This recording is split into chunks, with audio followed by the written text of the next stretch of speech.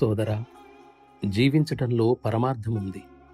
జీవించటంలోనే కాదు, అత్యున్నతమైన దాన్ని సాధించటంలో కూడా.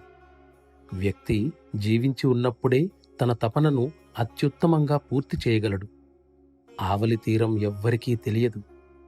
నా గురుదేవుల శిక్షణా విధానంలో గొప్పదనం ఏమిటంటే, ఆధ్యాత్మిక జీవితంతో పాటు ప్రాపంచిక జీవితంలో కూడా వాటి సామర్థ్యాలు నిరంతరం పెంపొందుతూ ముందుకు సాగడమే.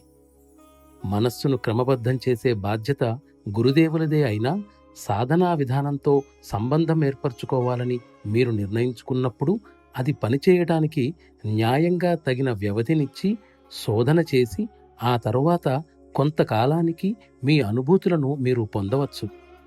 పరతత్వం పట్ల విశ్వాసం, ఆకాంక్షలు ఉన్నప్పుడు ఆధ్యాత్మికత్వంలో అఘాతం కలగడానికి వీలులేదు.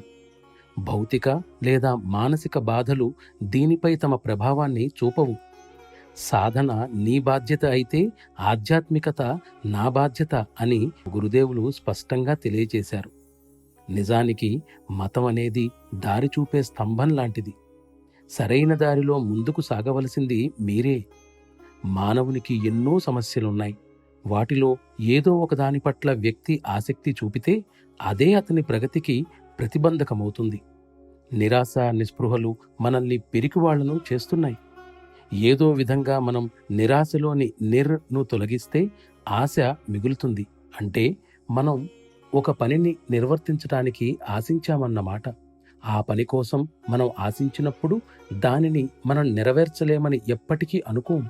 అంటే ఒక విధమైన అల మెల్లగా పనిచేస్తున్నదని, మీరు దానితో మీ పని నెరవేర్చుకుంటున్నారని అర్థం.